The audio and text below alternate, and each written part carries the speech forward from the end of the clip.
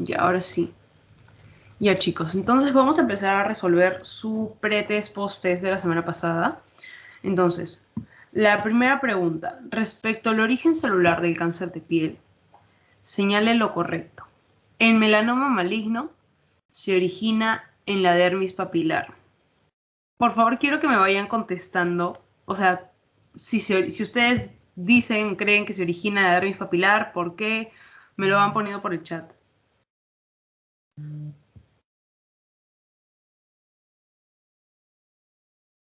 Por fin.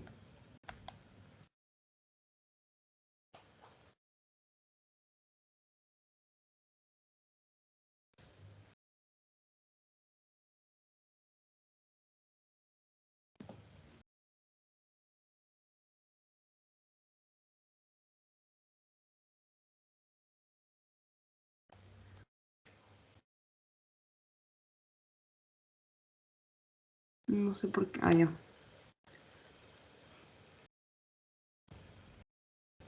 Sino que no tenía la reunión acá. A ver, ahora sí.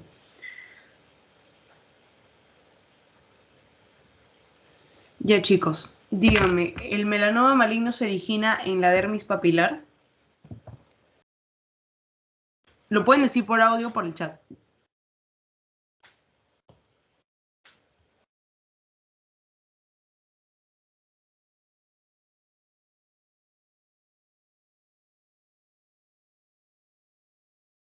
Chicos.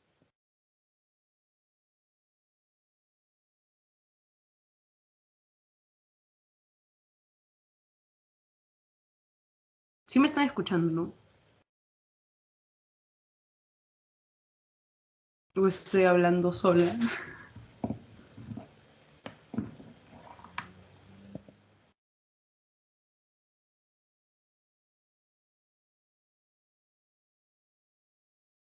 Hola, ¿por qué? Por favor, alguien confírmeme que me están escuchando.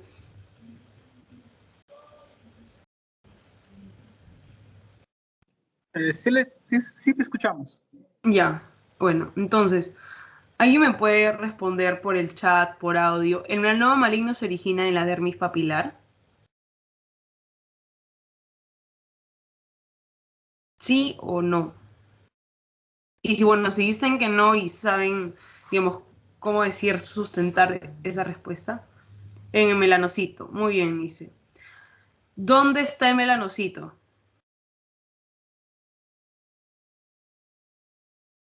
¿Se acuerdan que les había dicho que el melanocito estaba incrustado en un estrato, pero no era de la dermis, sino del epidermis? Entonces, si el melanoma maligno procede del melanocito y el melanocito está incrustado literalmente en un estrato de la dermis, ¿va a estar en la dermis papilar? No. Entonces esta era falsa.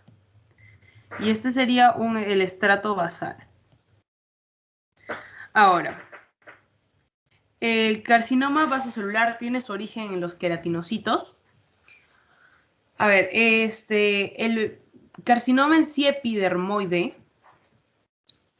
tenía como característica que era como que lesiones hiperqueratósicas. Entonces, el vasocelular, si tuviera el origen en los queratinocitos, también tendría que tener alguna... Ay, tendría que tener alguna característica clínica de hiperkeratosis. Entonces, esa también es falsa.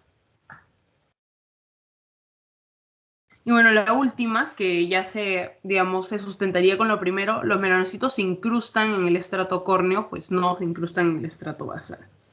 Entonces, como les dije en la clase, el carcinoma epidermoide se origina en las células escamosas, porque E de epidermoide va con E de escamosas. Entonces, esa era la respuesta de la pregunta 1. Ahora, acá tengo mi resumen, que bueno, la mayoría sí contestó esa, pero igual habían personas que no sé, o sea, tal vez no entendieron o no se acordaron lo que habían mencionado el melanocito en el estrato basal. Así que bueno, y ahora sí, con este feedback, recuérdenlo, por favor. La pregunta 2. Paciente de 45 años, sexo masculino, su ocupación es agricultor. esto yo les mencioné también en la clase, que el ser agricultor, al menos en nuestro país, era un factor de riesgo, por así decirlo, y refiere a la aparición de un bulto en la piel a nivel retroauricular.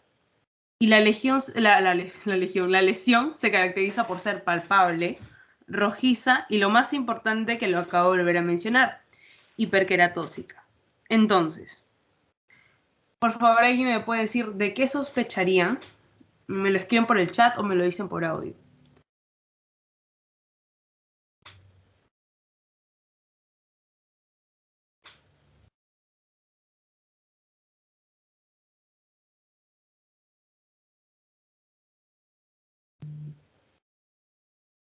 Exacto, Nice, carcinoma epidermoide. Justamente lo más característico sí la ve, porque es hiperqueratóxica. Entonces, con eso sacan carcinoma epidermoide. Ahora, ¿por qué no era melanoma maligno? Bueno, aparte de que hay como que palabras clave que se mencionaron en la clase, no se menciona el ABCDE.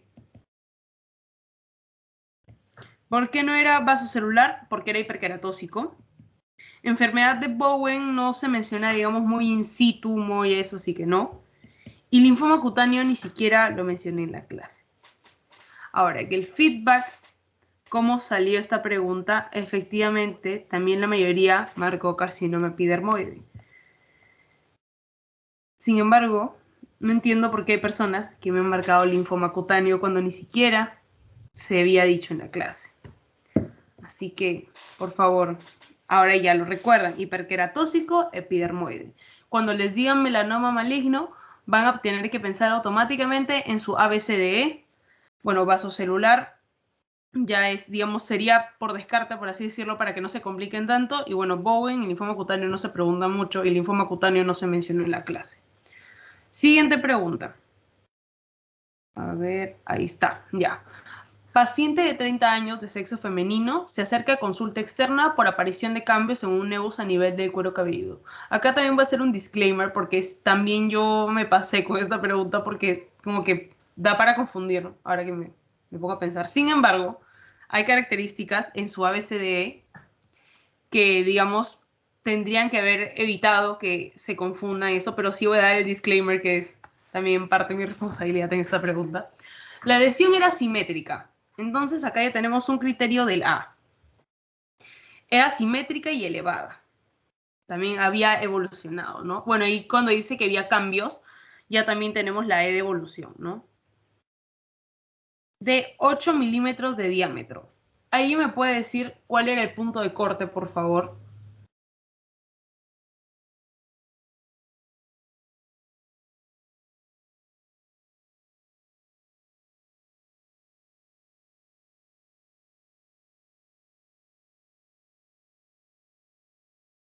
El punto de corte entre, o digamos, una lesión que es bajo potencial, que sea maligna, por así decirlo, o una lesión que sí pueda ser un melanoma maligno.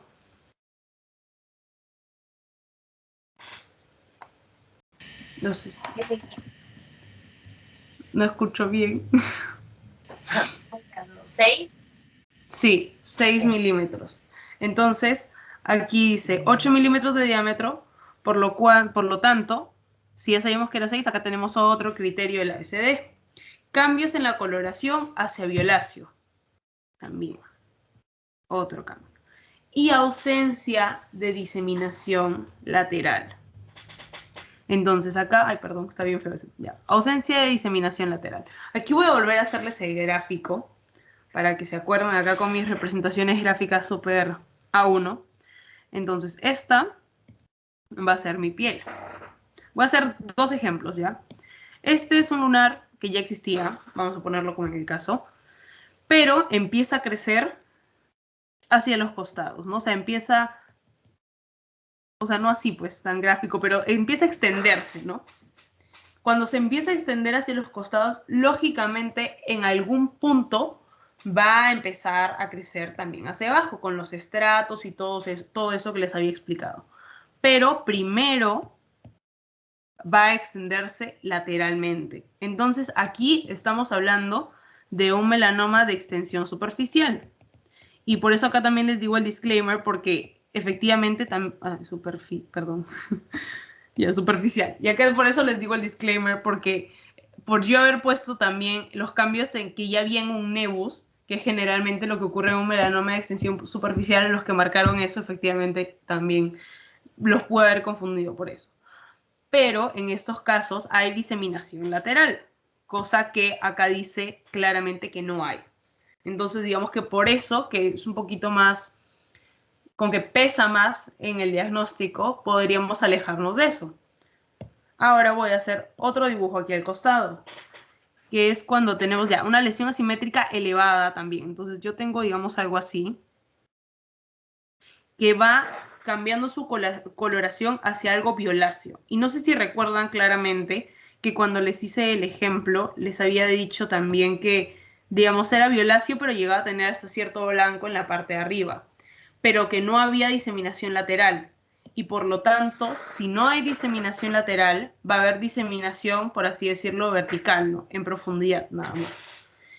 Y este melanoma se caracterizaba, obviamente, por lo que les había explicado, que en la epidermis no hay vascularización. Entonces, si hay más diseminación a nivel de profundidad, pronto va a llegar a la dermis, donde sí hay vascularización, y ahí es donde, digamos, tiene más capacidad de hacer metástasis y por ende es mucho más agresivo.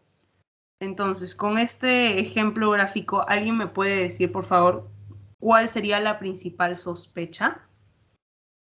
Ya habiendo descartado la primera, ¿no? Que esa no era.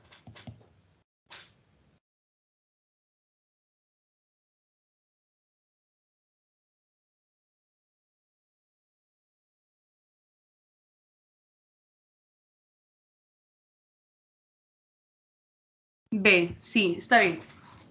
Está bien, Teo, está bien. Es melanoma nodular. Por la ausencia de diseminación lateral. Ese es el que es característico de este, que no hay diseminación lateral, es diseminación en profundidad y por ende es más agresivo.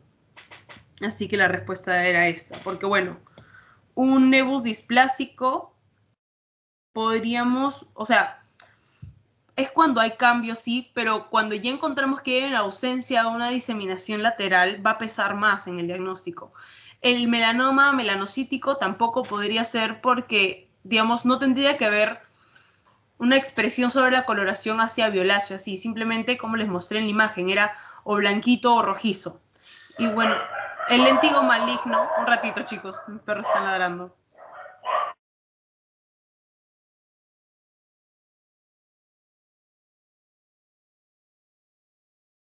Ya bueno, espero que no se escuche mucho. Y bueno, el léntigo maligno se expresaba más en lo que es mucosas y digamos también es mucho de extensión superficial.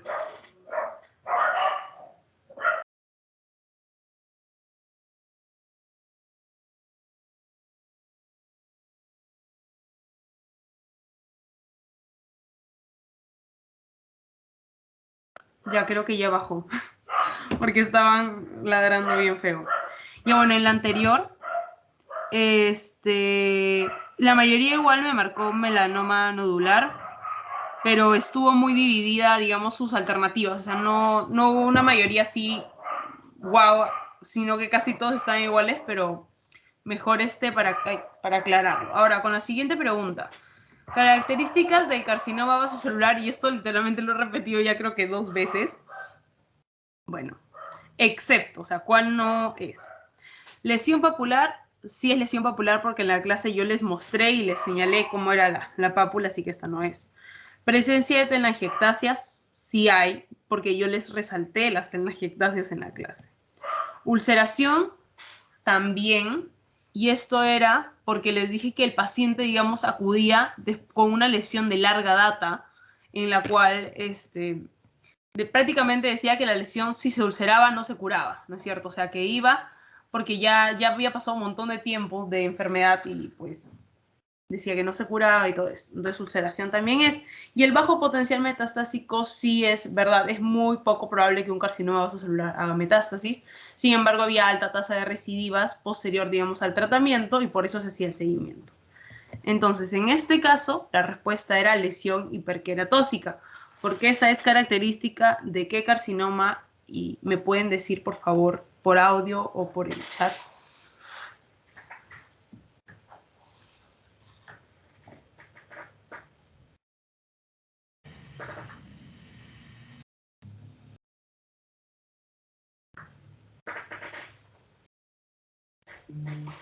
Epidermoide, exacto. Las lesiones hiperqueratóxicas son con carcinoma epidermoide. Ya, entonces, aquí déjenme ver. Bueno, sí, aquí estuvo casi igual que el anterior, pero bueno, felizmente ya se aclara con este feedback. Ya. Y la otra, que si bien la mayoría la respondo bien, en verdad yo me quería poner a llorar con esto. Respecto al índice de Breslow, indique lo verdadero. Ya. Primero, ¿en qué parte de, digamos, de la clase anterior les mencioné el índice de Breslow? Por favor, déjenlo en el chat o díganlo por audio.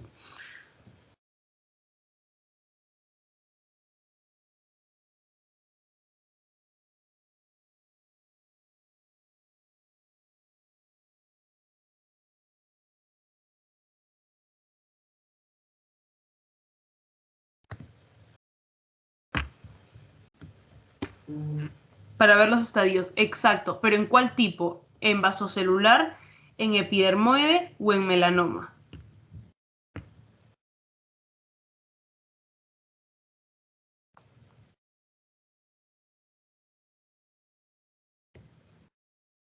¿En cuál de esas tres partes? Si pudiéramos dividir la clase en esas tres partes, ¿en cuál de esas tres partes hablamos del índice de Breslow?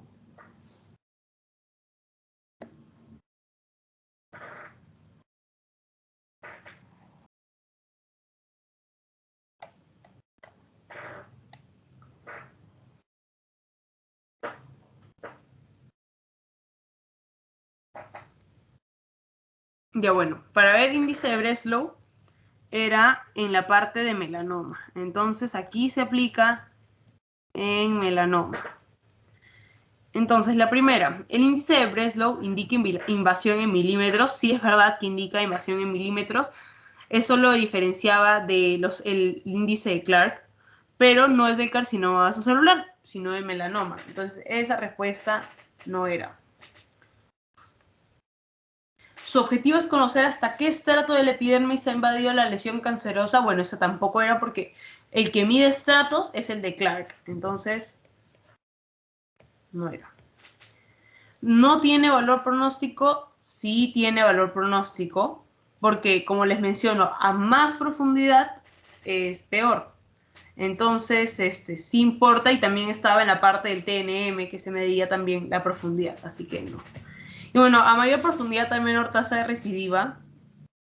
No, o sea, no, porque la respuesta estaba, o sea, estas eran prácticamente opuestos, tanto la última con la de acá, y en esta, bueno, mientras más profundo sea el índice, el pronóstico empeora, y bueno, efectivamente esa era la respuesta. Y ya, hasta ahí termina el feedback del último pre-post test. Por favor me dicen si tienen alguna duda de lo que se acaba de mencionar o quieren que se repita algo.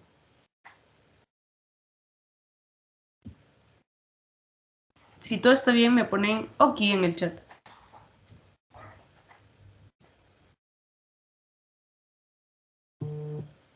OK, ya, gracias, Nisa. Ya, chicos, entonces, ¿todo bien? Ya, Teo también pone OK. Ya, perfecto. Ay, no sé qué dice. Ya, bueno, entonces, una vez resuelto esto, pasamos a la clase de hoy propiamente, que es cáncer de mama. Espérense que siempre se hace más chiquito. No sé, sí, déjenme enfocarlo bien ya, porque no sé por qué se ve raro.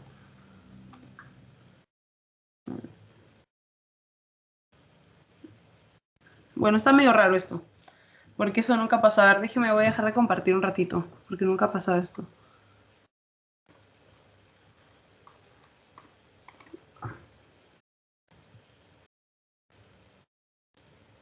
A ver, denme un toque.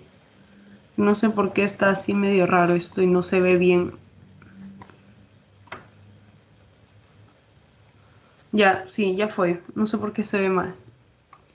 Pero bueno, chicos. Ya fue. Vamos a hacerlo así entonces. Y bueno, la clase de hoy día es cáncer de mama. Entonces, una vez más, el índice con los objetivos, el índice del contexto epidemiológico, como siempre vemos, los factores de riesgo, la presentación clínica, qué exámenes auxiliares tienen que pedir, lo que sería la clasificación molecular, y aquí digamos, esta parte es muy, pero muy importante porque, por así decirlo, es la clasificación actual, ¿no? Y bueno, lo que sería la estadificación, los factores pronósticos y el tratamiento.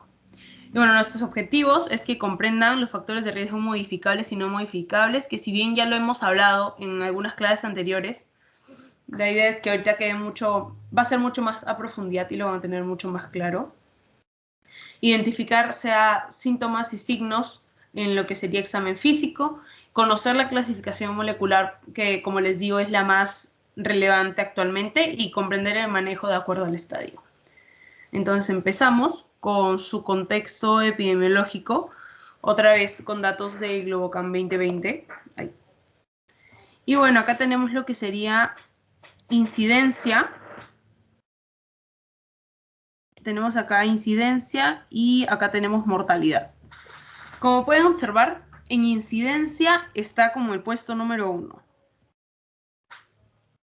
Es el cáncer que ha tenido más incidencia durante el año 2020 en ambos sexos, o sea, comparando todos los casos en ambos sexos para todas las edades.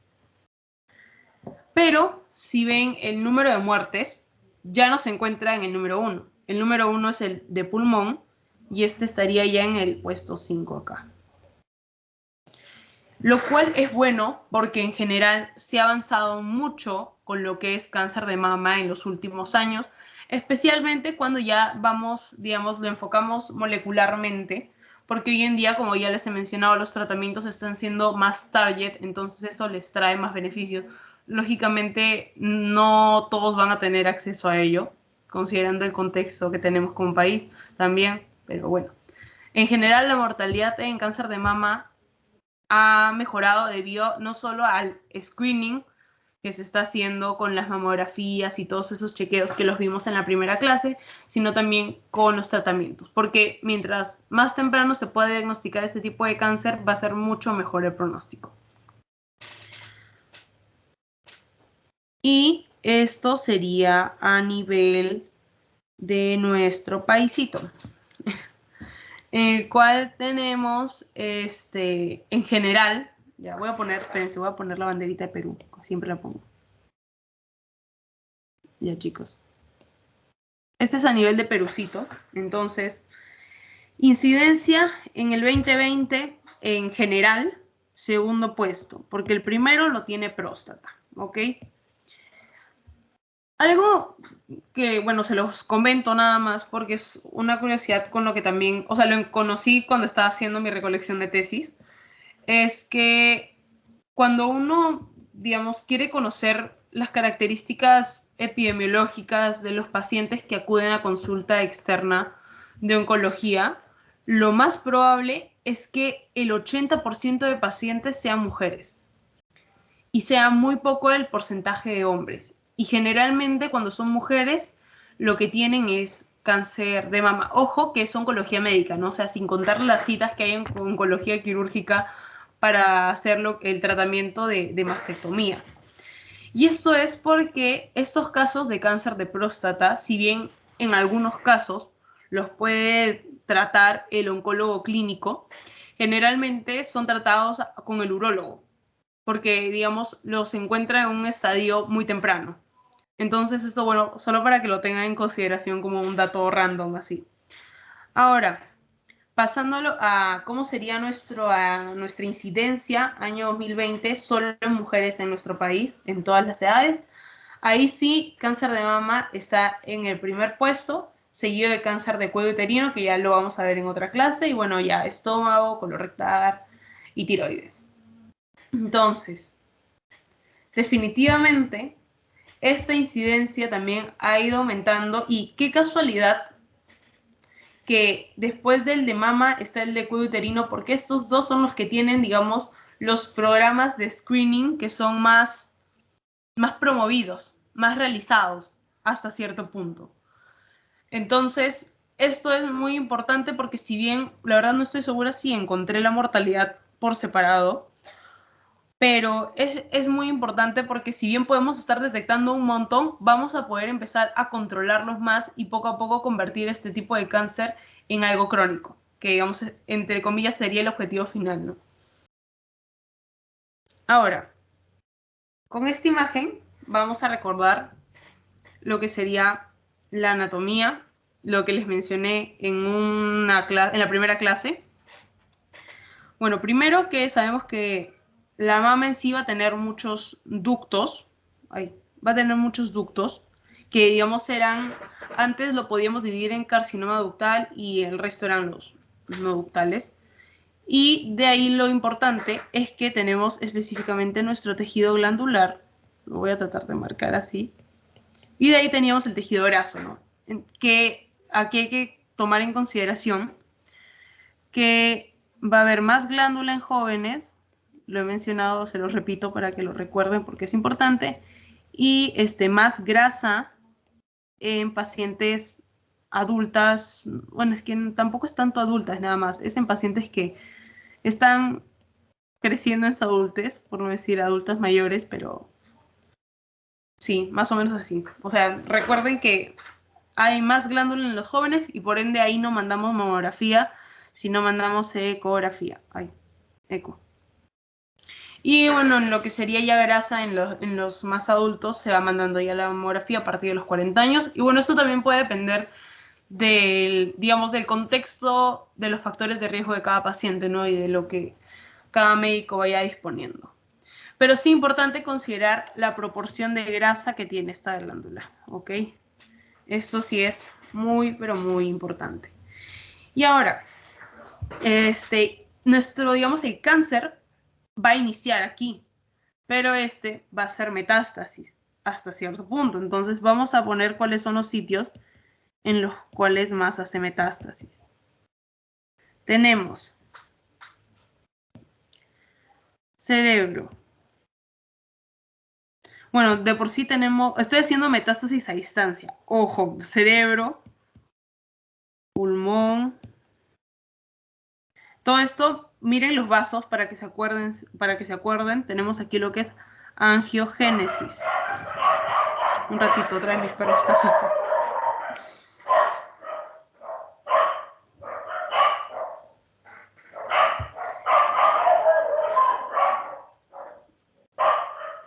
Ya, chicos, perdónenme. Yo no puedo controlar eso.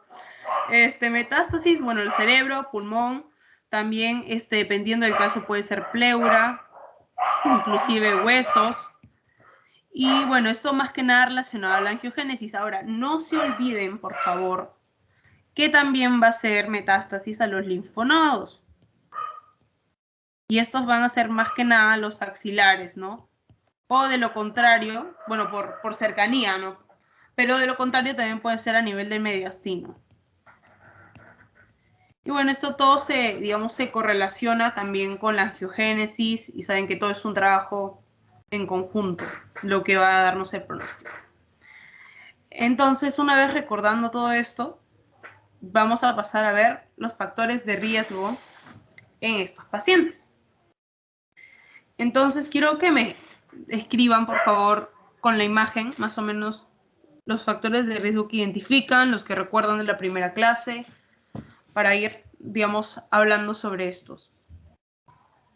Obesidad. Ya, obesidad, sobrepeso, vamos a poner los dos.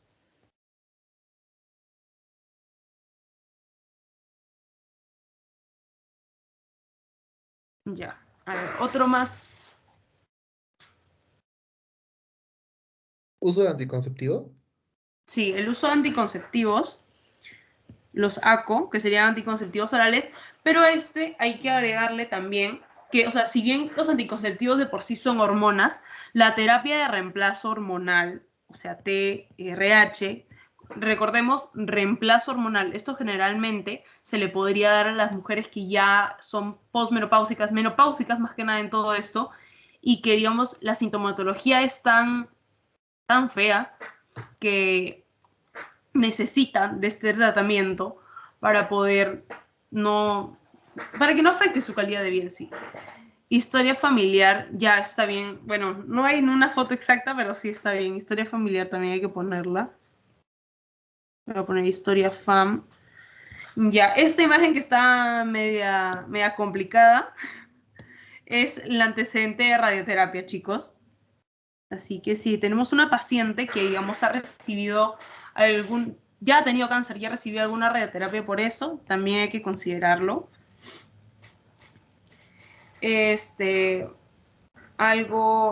estas dos, bueno, creo que está más complicado, pero bueno, ya se los había mencionado. Una foto ¿No muy tiene gráfica. hijos? Sí, nuliparidad, no tiene hijos. Una foto muy gráfica, chicos, pero sí, la nuliparidad, porque aquí, digamos, no había un stop, ¿no? En los estrógenos. Los estrógenos no hubo. Acá simplemente los estrógenos siguieron subiendo, subiendo como nubes en el cielo, así como en la canción. Y de ahí, bueno, un bebé, porque también importa más o menos la edad del embarazo de la madre, ¿no? Entonces aquí hay que considerar el embarazo, ¿por qué? Porque digamos que hay más riesgo cuando el primer embarazo lo tienen por encima de los 30 años. Si lo tienen, digamos, antes, como que no es que haya menos riesgo, pero sí es importante. Entonces, ya después de haber hecho este brainstorming, vamos a pasar a la diapositiva en sí. Con los factores de riesgo, déjenme lo enfoco mejor para que lo vean. Factores de riesgo modificables y no modificables. Un ratito, acá. Sobrepeso, obesidad, ya lo elegimos. Los ACO y la terapia de reemplazo hormonal también. La presencia de alcohol, el consumo de alcohol también. Y el primer embarazo después de los 30 años también ya lo mencioné. Así que todo esto, recuerden, se puede modificar. Sobrepeso, obesidad, cambio de estilo de vida y todo eso. ACO, digamos, solo dando en casos indicados, ¿no? No es... Y tampoco es como que se puede tomar por mucho tiempo, ¿no? Todo esto recuerden que tiene que ser monitoreado con un personal de salud capacitado. Y bueno, la terapia de reemplazo hormonal, obviamente, escogiendo a qué personas es necesario darles, no simplemente dar porque toma para que te sientas mejor, no. O sea, si esta persona, entre comillas, podría soportar toda esta sintomatología y podemos evitarle darle este tratamiento, pues mejor y no hay problema. Ahora, los no modificables. Edad y género, chicos. Sabemos que efectivamente sí hay cáncer de mama en varones, sin embargo es de muy poca porcentaje, es muy poco. Entonces, hay que enfocarnos, principalmente es género femenino, y en lo que sería edad, tenemos lo que sería más que nada encima de los 50 años y a nivel, digamos, mundial. Ay, no, vamos a dibujarlo así para que se acuerden. Ya, está mi mundo. Y aquí a nivel de Perú es vamos a ponerle como unos 45 años aprox. Por eso o sea, recuerden, por eso los screening, ¿no? Por eso se empiezan a hacer a partir de los 40. La carga genética, y aquí nos vamos a pasar a esta tablita de acá, que bueno, si bien el cáncer de mama y cualquier otro tipo de cáncer se va a relacionar a diferentes genes, a diferentes, digamos, marcadores y todo esto, hay uno que es el más importante, que es el BRCA. Ya saben, BRCA1, BRCA2, que lo deben haber conocido, no me acuerdo dónde lo vi, creo que fue en bioquímica, no estoy segura. Pero bueno, la cosa es que miren esta tabla y pueden ver cómo mientras el paciente se vuelve más mayor, o sea, está incrementando ya, ¿sí? El riesgo por lo que sería el BRCA también aumenta. Y aumenta mucho más que una persona que no tiene este antecedente. Entonces, eso es muy importante para considerarlo. Después tenemos el historial reproductivo. Bueno, con lo que serían los sacos, el primer embarazo, la nuliparidad también hay que considerarla. Y no modificable porque, o sea, probablemente para el momento en el cual ustedes estén con el paciente, como que ya son pacientes mayores, ya no pueda tener hijos, ¿no? Entonces, pero sí considerar eso. El antecedente personal de patología mamaria, y esto es cuando ya hay, digamos, antecedentes de cambios en los lobulillos, en los ductos y todo eso, y el tratamiento previo con radioterapia, que es lo que ya les mencioné. Entonces, estos serían todos los factores de riesgo y considero muy importante la carga genética, específicamente con el BRCA. Ahora, pasando a la siguiente parte, Aquí tengo pura imagen gráfica de los signos, más que nada, al momento de que ustedes hagan un examen físico, que los podrían hacer sospechar de alguna patología maligna en la mama. Entonces, esto que ven aquí, lo voy a poner acá, vamos a poner como número 1. Quiero que me digan en el chat como que a qué textura se les hace similar. Corrugado. ¿Qué? ¿A qué textura se les hace similar? Por favor, me lo dejan por el chat o me lo dicen. Este tipo de, como de patrón, miren cómo está hundidito.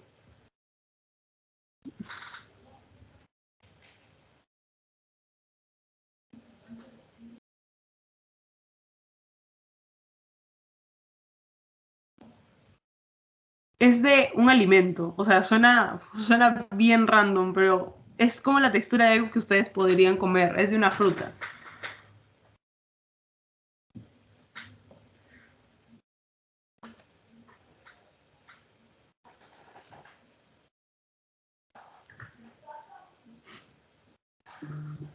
Naranja, sí, muy bien, Jennifer. La piel de naranja. También, bueno, no estoy segura si esta es exactamente, pero también había visto que había piel de limón, pero bueno, esta es principalmente, chicos, piel de naranja, sí o sí, para estar en alerta. Tenemos también esta imagen de aquí abajo, donde claramente se puede ver una tumoración. Voy a marcarla, a ver, déjenme ver, creo que con este se ve mejor.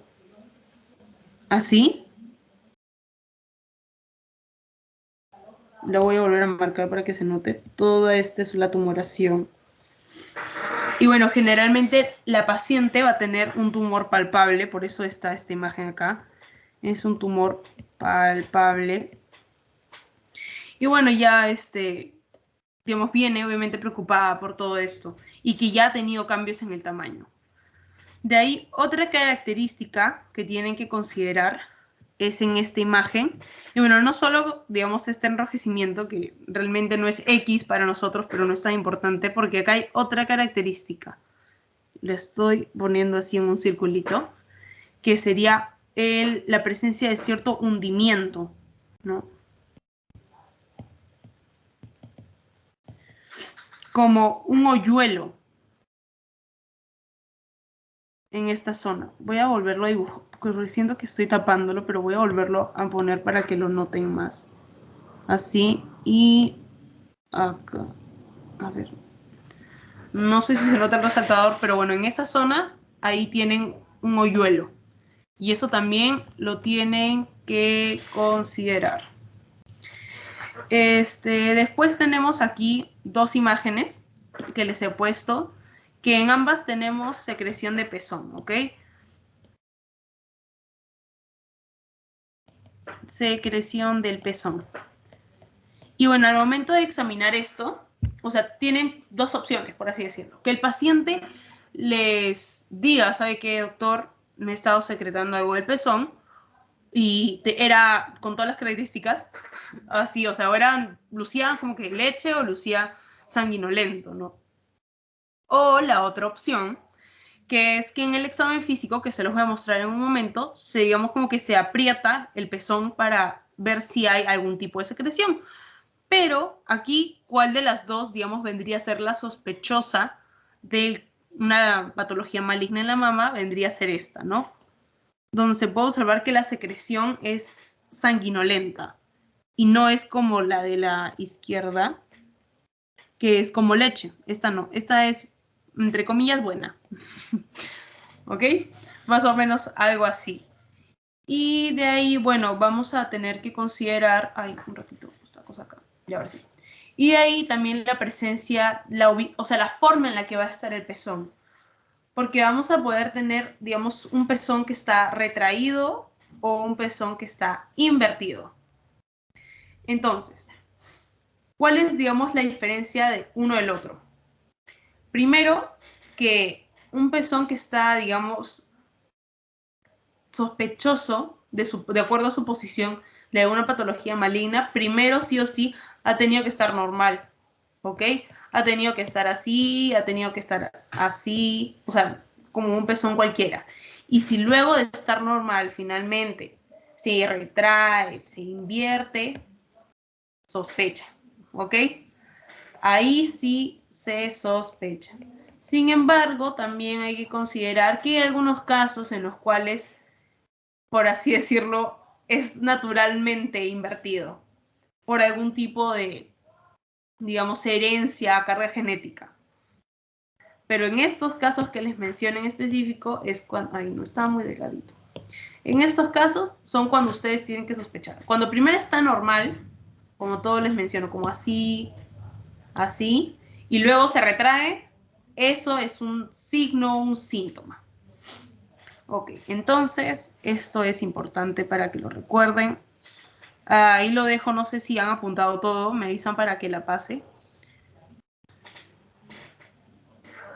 Me ponen ok si ya paso para la siguiente parte. Un ratito, un ratito. Sí, me avisan, me ponen ok y yo lo paso.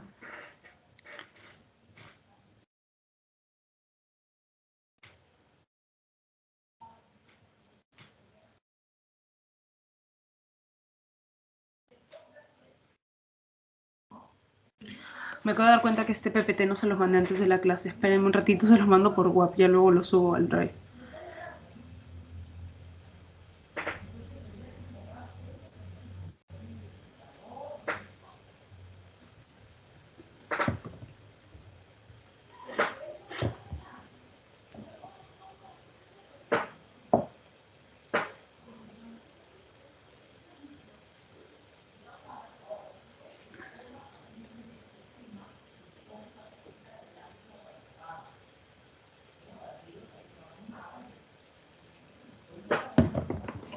Me avisan para si ya está bien. Todos, por favor, me ponen ok.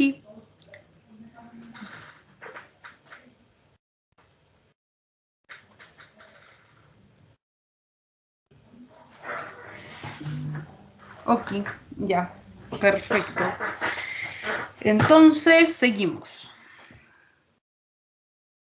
El examen físico. Ya, bueno, acá simplemente un dato que me dijeron una vez cuando estaba en el hospital.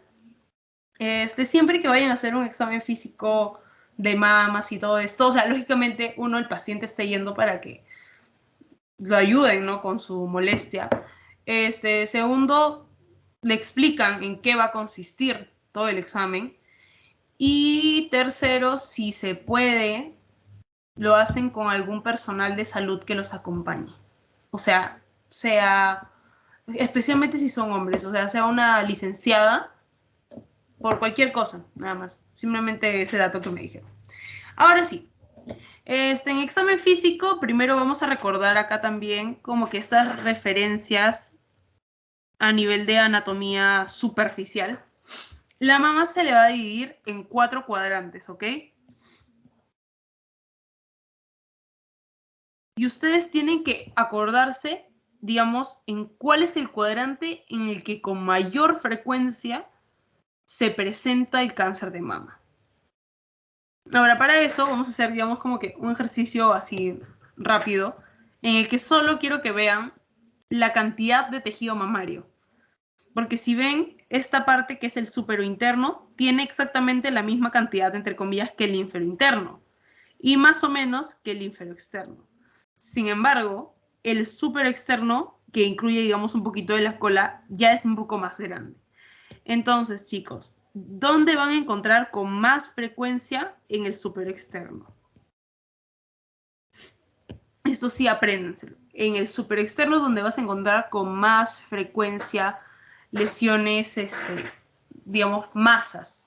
Ahora también consideren esta división de los cuadrantes para lo que sería al momento de escribirlo en historias clínicas, ¿no? O sea, una masa ubicada en la mama derecha, en el cuadrante, y ponen más o menos, calculan, ¿no? Ahora también se pueden presentar por debajo del pezón, como que acá, pero es muy poco frecuente, ¿no? No es tan prevalente, ¿vale? Entonces, al momento del examen, En general, la idea es que la paciente pueda estar o echada y ahí, digamos, que van a ir jugando, entre comillas, con los brazos, o sea, primero normal, luego que eleve los brazos, porque va a permitirles, digamos, acceder diferente a la masa y considerando toda la información que ya obtuvieron en la anamnesis.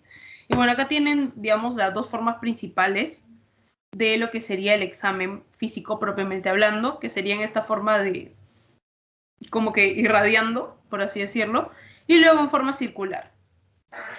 Ahora, como les mencionaba, también hay parte del examen físico, también dependiendo obviamente de los signos clínicos, en el cual ustedes presionan el pezón para ver si hay algún tipo de secreción. Y en este, si bien están como que presionando para que haya secreción, en este lo están aplastando. ¿Por qué?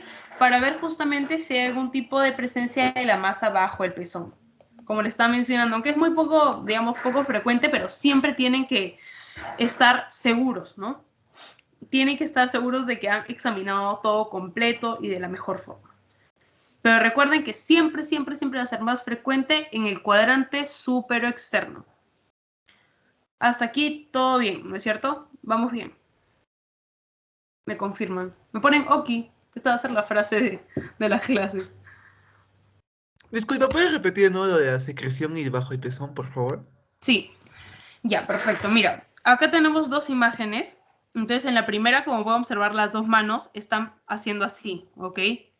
Entonces, esta maniobra, por así decirlo, es para ver si la paciente tiene algún tipo de secreción en la mama y, como hemos mencionado antes, la idea es que la secreción que te haga sospechar sea de este tipo, ¿no? Si la paciente te dice, ¿sabes qué? Tengo secreción del pezón, que parece leche, que sería galactorrea, no, lo menos probable es que sea un cáncer de mama, que en ese caso sería sanguinolento. Y cuando un paciente tiene, digamos, galactorrea, se puede asociar a lo que es incremento de prolactina, que ya es otro tema aparte.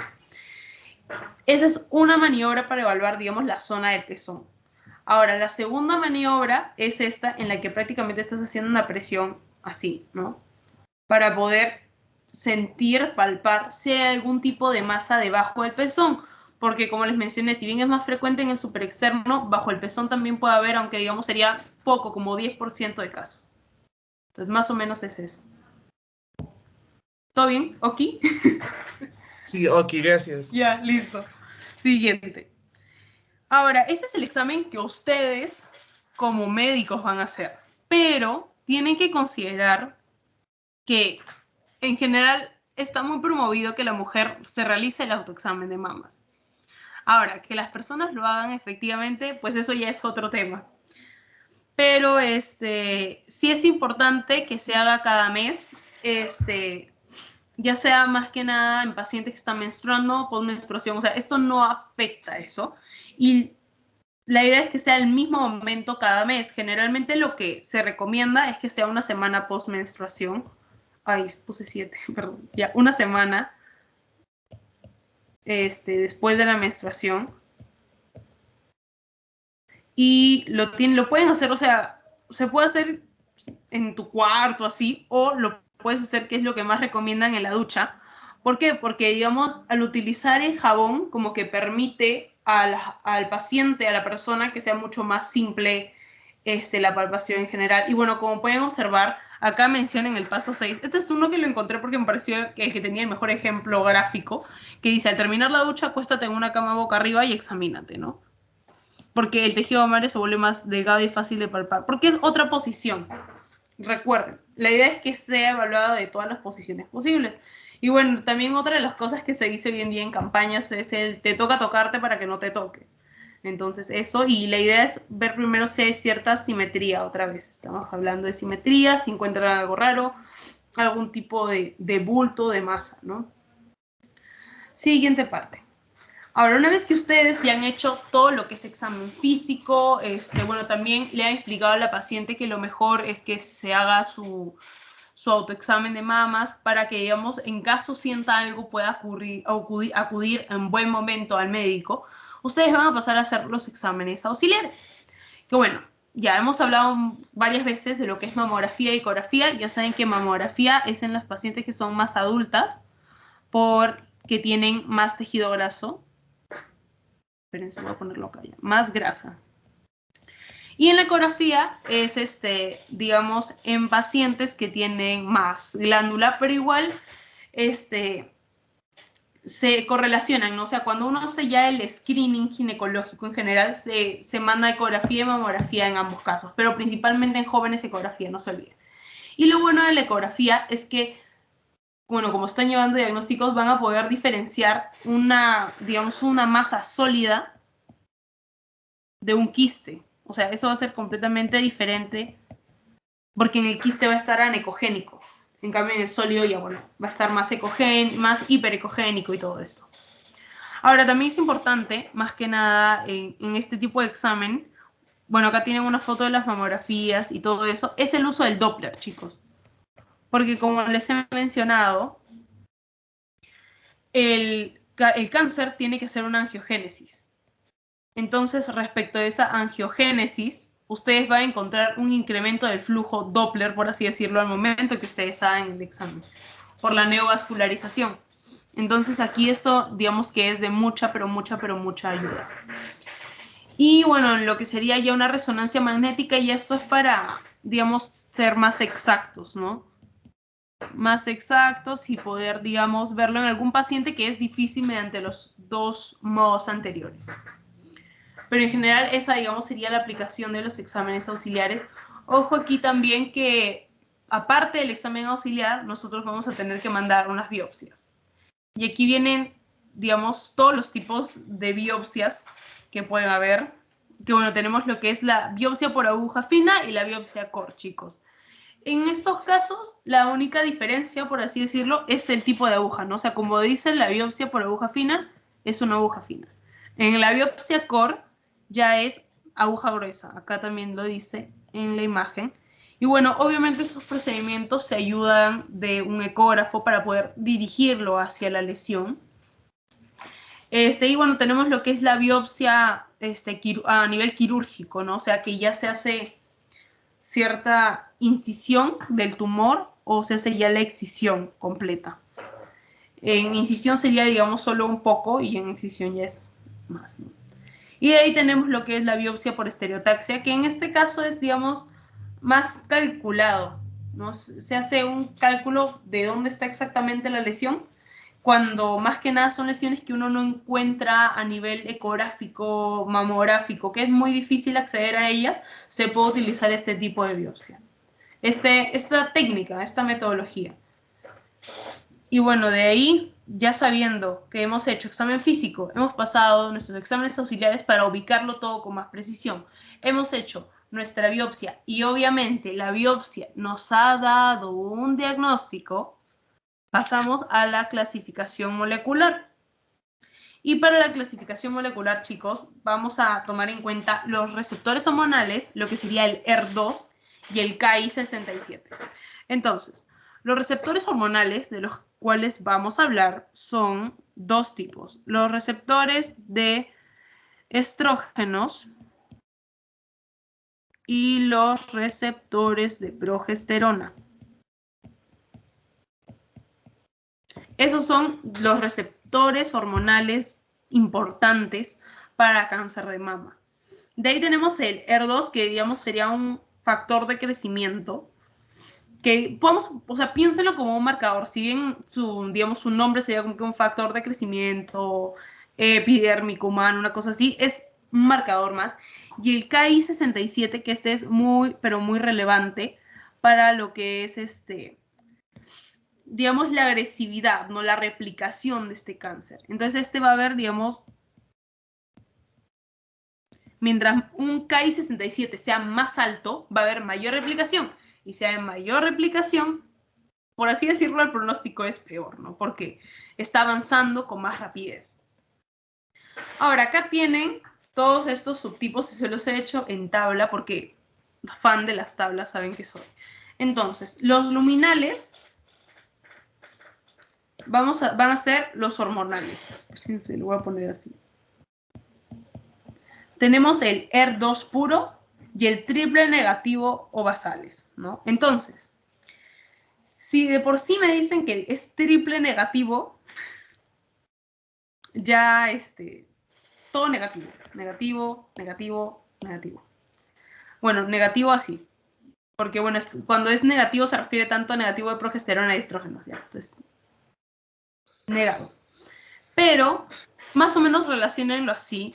Generalmente, en los casos de triple negativo, su replicación va a ser mayor.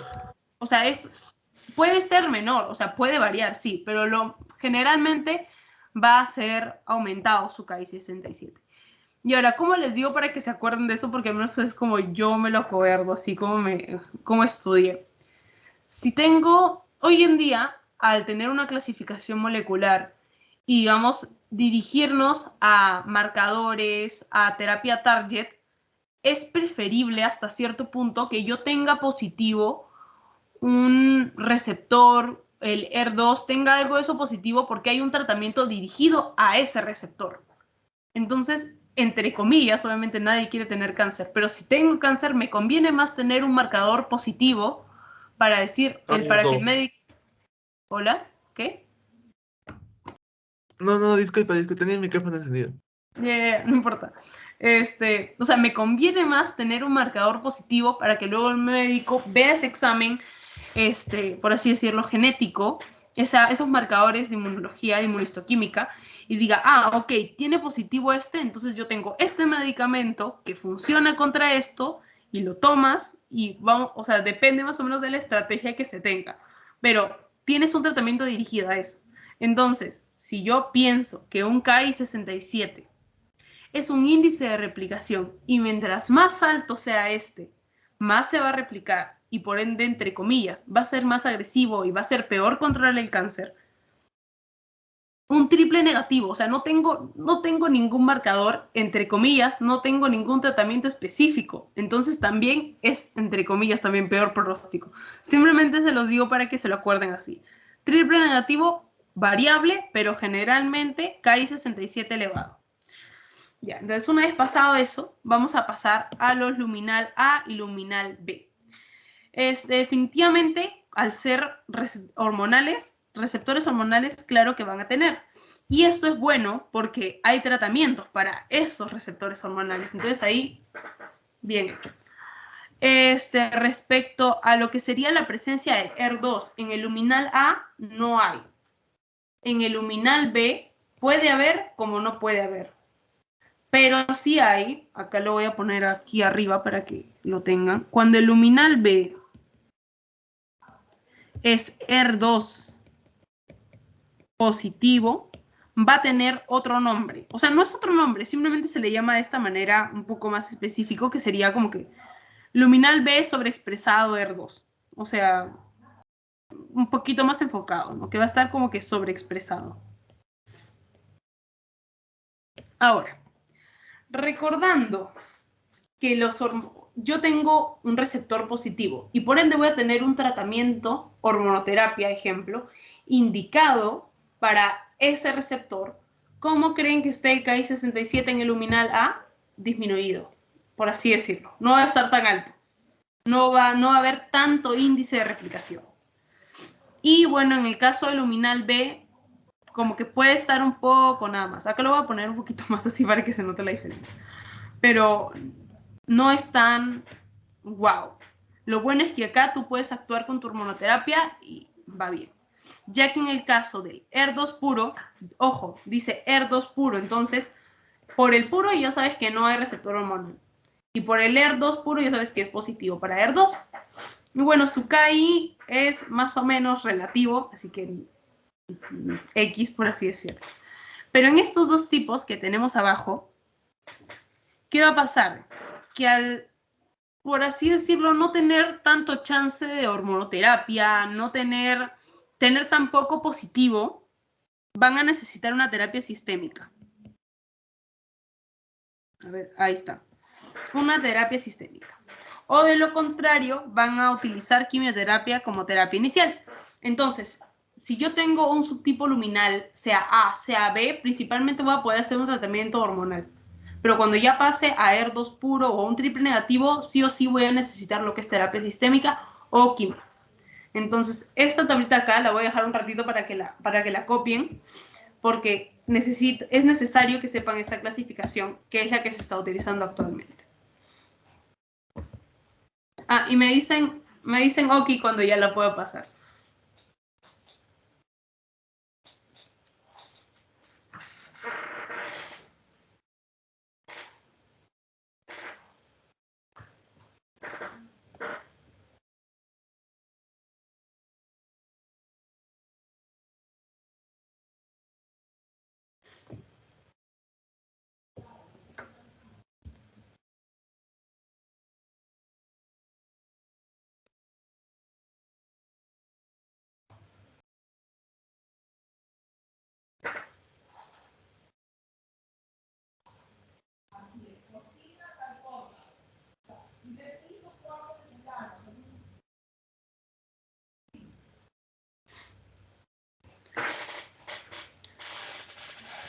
Me dicen, chicos.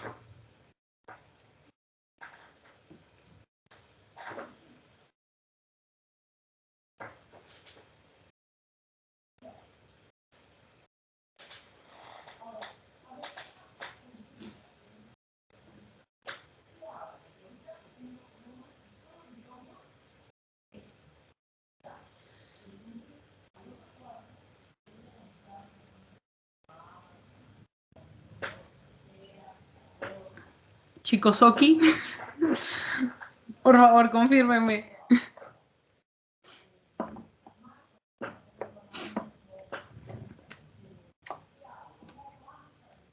Ok, ya está bien. Entonces ya, esta es la clasificación molecular, se las he puesto en tablita para que sea más fácil. Y ahora vamos a pasar a una vez más nuestra clasificación TNM. Que bueno, esto es desde un punto muy general. Ustedes saben que si quieren el TNM en específico, van up to date y van a tener la super tabla así enorme. Pero bueno, en tamaño tumoral tienen el T1 que es menor o igual a 2 centímetros, el T2 entre 2 a 5, el T3 mayor de 5, y bueno, en cualquier tamaño ya es cuando tú encuentras ya en piel o pared torácica, que sería un T4. Cuando vemos los linfonodos, la N, N0 es que no hay compromiso, y N1, N2, N3 es definitivamente ya hay cierto compromiso metastásico axilar, pero va a ir dependiendo, ¿no? Digamos, de la cantidad de ganglios afectados, y lógicamente eso, como ya les he mencionado antes, aquí también se puede hacer lo que es el ganglio centinela. Para poder identificar aquellos linfonodos que están siendo comprometidos y posteriormente extraerlos. Y de ahí, enfermedad a distancia, que sería la M, que digamos M0 es sin enfermedad a distancia, M1 con enfermedad metastásica a distancia, y una vez más lo repetimos. Tenemos presencia en huesos, tenemos presencia en cerebro, tenemos presencia en pulmón. Y bueno, a toda la zona regional que ya se ha mencionado, pero estos son los principales. Y siempre recordando lo que les mencioné, que en cerebro es mucho más difícil, digamos, tener algún tratamiento que pueda funcionar por la gran capacidad de nuestra barrera hematoencefálica para poder filtrar, por así decirlo, los fármacos que se van a utilizar. Entonces, obviamente para poder hacer la parte de N y M, ustedes van a hacer los exámenes auxiliares de la TAC, ahora voy a ponerla acá, ya sea TAC, sea ¿cómo se dice? El PET-CT, que vendría a ser el PET-scan acá, pero bueno, tomografía tipo PET. Al ser en huesos, acá utilizaríamos lo que es la gamografía. Déjenme, gamografía ósea. Y también pueden utilizar algún tipo de marcador tumoral, ¿no? Pero bueno, más o menos ese sería nuestro esquema. Siempre recordando que esos son los más frecuentes en metástasis. Ahora, chicos, respecto al pronóstico, cosas a considerar. Primero, el subtipo. El subtipo que se les ha ido mostrando, la clasificación y todo esto. Segundo, el tamaño del tumor. ¿Ok? Tercero, si hay la N, por así decirlo, los ganglios afectados, que generalmente les he dicho que sí hay ganglios afectados a nivel axilar. De ahí, considerar aquí la edad. Y ustedes dirán, si bien es más frecuente en personas mayores, ¿dónde va a haber un pronóstico un poco más feo en los jóvenes. ¿Sí? Y bueno, lo que también les mencioné en los subtipos a lo que nos referíamos de la presencia del receptor hormonal positivo, que acá, digamos, tenemos un buen pronóstico, como les digo. Me conviene más tener eso positivo para poder tener un tratamiento específico que brindarle al paciente. Y también ya a nivel genético, ¿no? Y bueno, en estos casos el ER2 es también, al ser ya, recuerden, terapia sistémica, no es una terapia tan específica, entonces es de mal pronóstico. Más o menos así lo paso, necesitan copiarlo bien aún.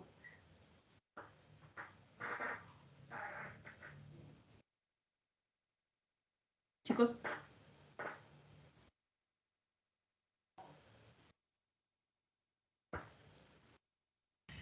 Sí, pásalo. Ya, perfecto.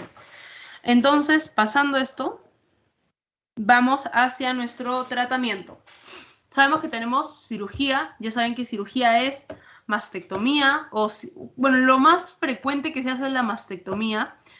Obviamente también para evitar lo que sería una recidiva, ¿no? Entonces, cirugía mastectomía, ya sea bilateral, sea una mastectomía completa, radical y todo eso. En tratamiento también tienen lo que sería las quimios, que como les digo, estos serían nuestros tratamientos sistémicos. Y pues que lo que van a hacer es producir muerte celular. Y bueno, lo malo es que no van a ser tan específicas, ¿no? Las quimios, por eso también producen tantos efectos adversos. Si bien producen muerte celular y bueno, hasta cierto punto van a eliminarlo, el cáncer, pueden eliminar también tejido que está sano, ¿no? Entonces, eso considérenlo. Tenemos lo que es radioterapia y también lo que se les mencionará en la clase es acerca de radioterapia intraoperatoria. La verdad no sé qué tan viable sea acá, pero supongo que sí, que es, digamos, durante la operación están extirpando la mama o todo el tejido tumoral y se le aplica una radioterapia durante la operación, durante el mismo lecho y de ahí ya pues se cierra y todo esto. Y tenemos la inmunoterapia, que bueno, es la que justamente les comento que hoy en día es más target, entonces es positivo. Ahora, hablando únicamente de hormonoterapia, ya conociendo la clasificación molecular, en quienes yo voy a dar hormonoterapia únicamente en aquellos que tengan los receptores hormonales.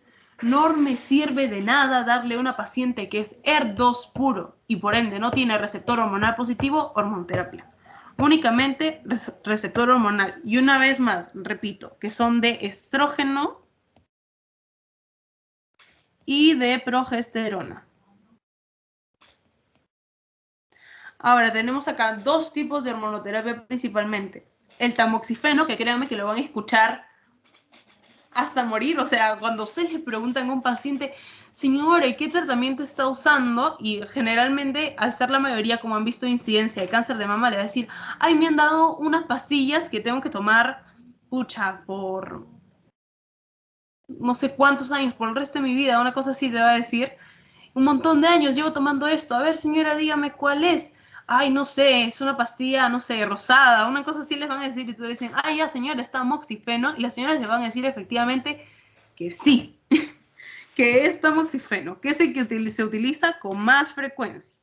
Se utiliza post cirugía como terapia adyuvante, cuando ya tenemos un cáncer metastásico, y la principal diferencia entre el tamoxifeno y los inhibidores de la aromatasa es la siguiente. Un ratito. Están ladrando. Ya, ahora sí. El tamoxifeno es para premenopáusicas y los inhibidores de la aromatasa previenen la recidiva, pero de las posmenopáusicas.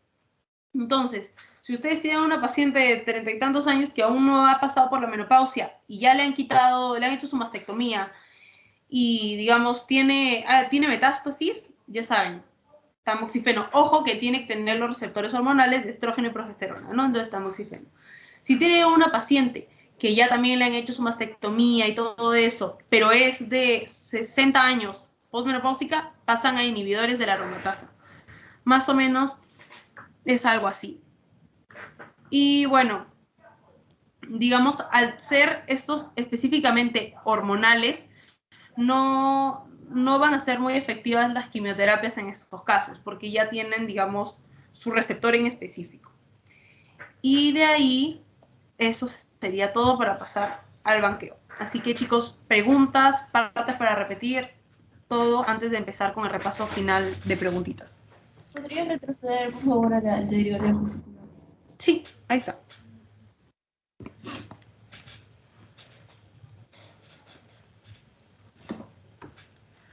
Dejan sus preguntas en el chat o me las dicen para ir respondiendo mientras tanto. Y ya.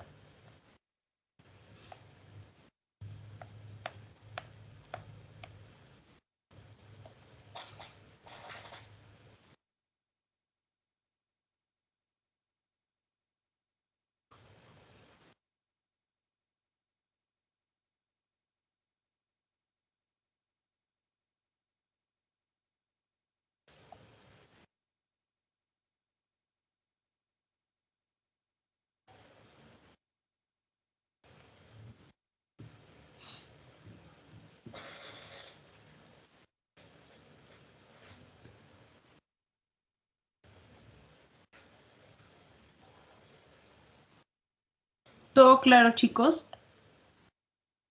¿O tienen alguna duda y quieren que se repita una parte?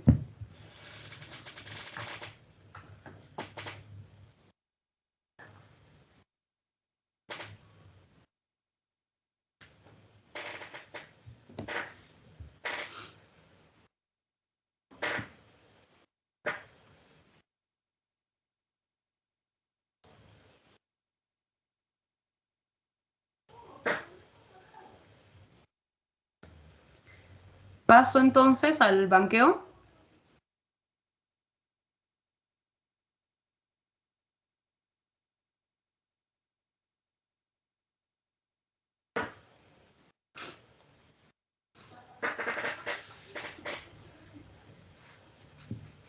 Chicos, ¿vas al banqueo?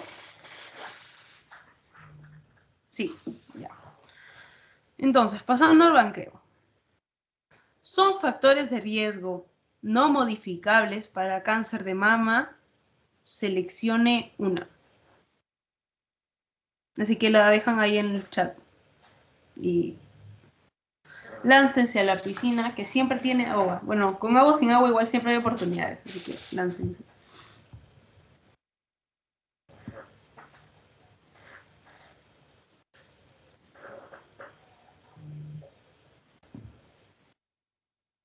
Ah, sí, chicos, perfecto.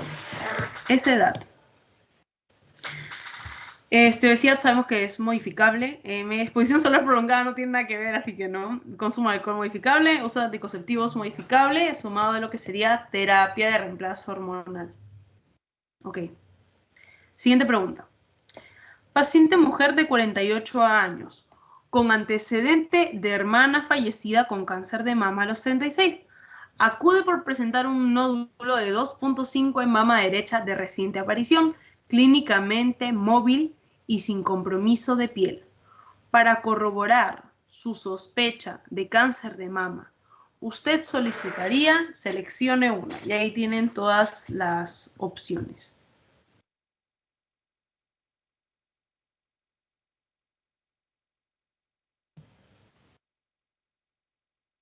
Ya. Ah, espérense.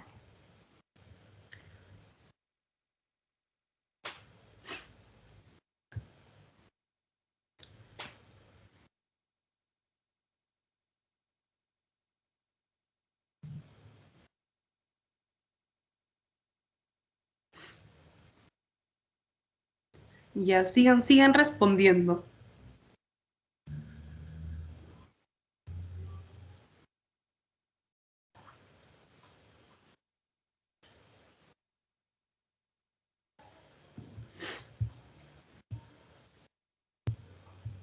Ya, bueno, ya, todos dicen B. Ya, chicos. O sea, no está mal su razonamiento de plan de trabajo. Sin embargo, chicos, lo que yo les he dicho para que lo sigan recordando, a pesar de que mis perros estén ladrando, es: sin biopsia no hay diagnóstico. Si yo ya lo sospecho, ¿yo qué le voy a solicitar a mi paciente? Biopsia core, chicos. Sin biopsia no hay diagnóstico. Así como cuando dicen en los libros, sin cuerpo no hay muerto, sin biopsia no hay diagnóstico. A no ser que sea un tumor que es muy, muy imposible, digamos, de tomar algún tipo de muestra, como creo que eso se presenta en TNM de próstata, pero lo voy a marear, así que simplemente acuérdense que sin biopsia no hay diagnóstico. Porque efectivamente yo a mi paciente le voy a tener que solicitar mamografía, le voy a tener que solicitar resonancia magnética, le voy a tener que solicitar ecografía de mamas, le voy a tener que solicitar estudio de inmunistoquímica. Pero con el que voy a decir si es cáncer o no es cáncer es con la biopsia. Así que esta es nuestra respuesta. Siguiente pregunta. Mujer joven de 34 años acude a consulta por mastalgia cíclica. Se ha realizado autoexamen notando aumento de la sensibilidad mamaria bilateral y secreción amarillenta por el pezón izquierdo. Considerando la edad, ¿qué estudio recomendaría? Ojo que, escúchenme la pregunta.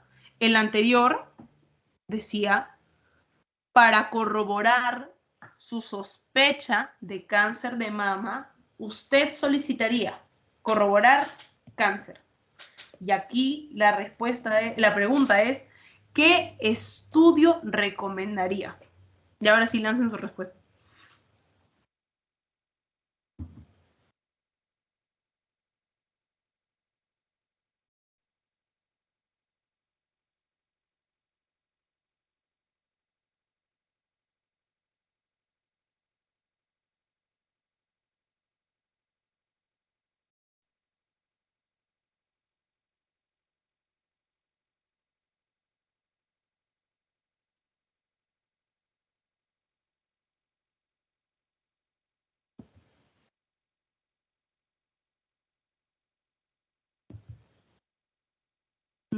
Ya, sí, D. ¿Por qué, chicos? Porque es mujer joven de 34 años. Y a las jóvenes yo no les mando mamografía, porque las mamografías son las que ya son más adultas. Y la ecografía se le manda a las jóvenes por la presencia glandular. Aún no tiene que le mande biopsia por aspiración con aguja fina, porque yo no quiero diagnosticar el cáncer. Primero quiero evaluar si la mastalgia, uno que es mastalgia cíclica, así que si esto es, digamos, producido por algún tipo de masa. Hay aumento de sensibilidad, efectivamente. Hay secreción, pero es secreción amarillenta. O sea, no es secreción tipo leche, pero aún así no es secreción sanguinolenta. Entonces, al ser joven, lo más recomendable es que se haga una ecografía de mama. Y esa era la última pregunta, chicos. Así que con esto terminaríamos. ¿Alguna pregunta de todo lo que hemos hablado hoy día?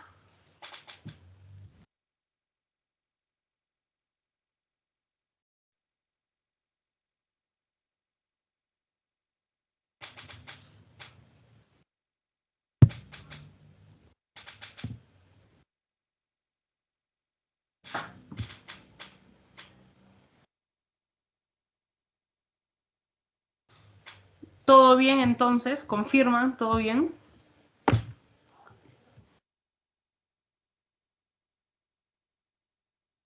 Me voy a dejar de compartir. Ya. ¿Todo bien, chicos? ¿Alguna duda? ¿Algo? Ah, espérense, ya voy a dejar de grabar. Sí. Ya. Espérense, dejo de grabar. Si ven esto después, pues hasta luego, acá termino la grabación.